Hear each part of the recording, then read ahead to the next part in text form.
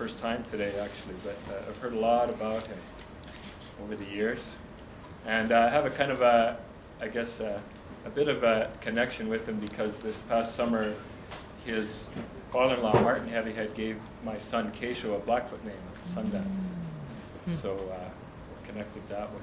But Ryan grew up in Oregon, as far as I know, and ended up at Kainai as a master's in anthropology from the University of Lethbridge. And he and his wife, Adrian, are beaver bundle owners in the Kainai community. So we're happy that Ryan's here. And we also have Narcissus Blood. Narcissus and I have known each other for a long time, it seems, as well. I was a teacher at Kainai High School on the Blood Reserve, and so that's where my connection is with these guys. But Narcissus has been a mentor and a friend to me for quite a while. I had the good fortune of teaching most of his children, his wife Alvine, and they're the best kids that I think I've ever taught, except for yours. Narcissus has done a lot of different things up until now. He also works at Redcoat College in Kainai Studies, and with the Canadian Council for Learning, he's also one of the principal researchers for the bundle on learning from place. And as you see, they have a very interesting topic for us to listen to today. I'm quite excited about it. So I'm going to step aside here right away. But we also have another special guest with us here today. Francis Firstcharger has joined us, and we're lucky to have Francis as well. Francis is the teacher, counselor, elder at Amasquatchie Academy here, a high school here in the city, and invited him to start things off for us correctly here today. He's going to sing a song and welcome our guests. So I'll invite Francis to go ahead. Whiskey Francis Whiskey Jack. I'm sorry. Firstcharger.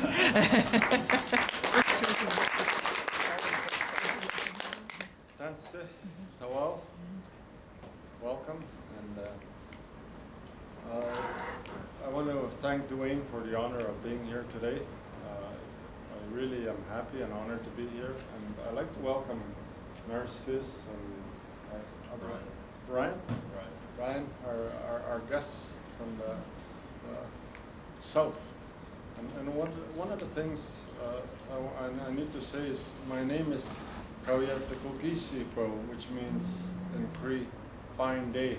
And that name was given to me by the late Joe P. Cardinal in a ceremony through the Sweat Lodge. And I just want to say that I will be starting off with this song today.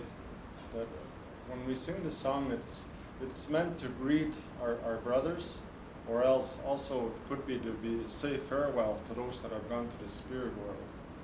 And it has long been known that the heartbeat of the drum is the heartbeat of the people, and it speaks that thunder. But my late mentor, Joe P., always said that the song and the drum moves the spirit. And that is very often, we see that very often around the powwow trail or the round dance. When the drum beats, you see the little 2-year-olds start bopping up and down like a yo-yo, and you know that that spirit is moving. And almost every nation that I know has some type of drum beat that they follow. Even with these students that I work with, when they have those things they call iPods, and they have these ear things, and they start going into Caesars, you know that their spirit is moving somehow. But anyway, with that, I'm going to sing the song, and I'm going to. This drum has been cleansed already with the sacred fire, and we do sing a song every day at Amasquatchie to thank the Creator for this life that we take for granted, and also that education is ceremony. We look at that education as ceremony because it's new learnings, and it's part of our physical, spiritual, mental, and emotional because it feels good, and it's from the heart. So with that, if you please stand. Hey!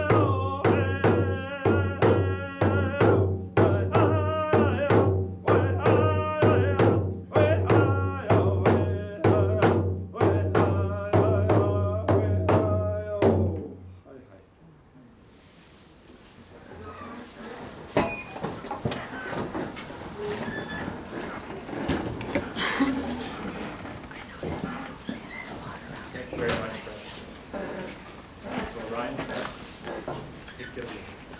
Take it away. Take it away.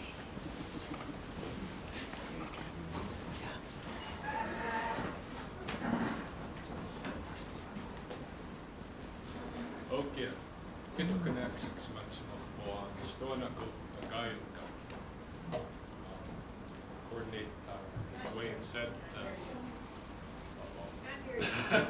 I'm kind of a soft talker, but I'll try to talk up. I coordinate Ghana Studies at Red Crow College. It's a Blackfoot specific undergraduate program. And we have a research component. And what we're here to do today is to tell you a story that comes from one of our research projects. I'm sure you've heard lots of stories of this famous psychologist, Abraham Maslow. You've studied any of the social sciences. You've studied his work at some point. If you've even gone to school, in the public school systems, your life has been somewhat touched by this man's work. If you've ever had social services, he changed a lot of things in American and Canadian parenting. He's had a huge influence on the Western world. But the story we're going to tell you today about him is a story you probably have not heard before. And this is a story about where some of his influences that went into his models that made such an impact came from. We were doing a SHIRK project under SHIRK called SNCCs at Red Crow College, which was a study on stories. And the first time we approached SHIRK with our ideas for what we wanted to do for this study, which was to look at what our elders had said and what had been recorded of them by the tribal departments for decades, and see what kind of advice they'd been giving the community over and over and over again. SHIRK told us, well, this is kind of a fishing story. And we thought, well, maybe they don't understand something about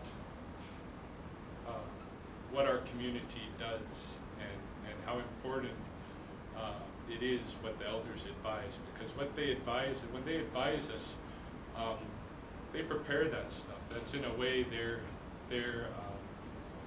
publications. They ready themselves when they come to advise us in various tribal affairs.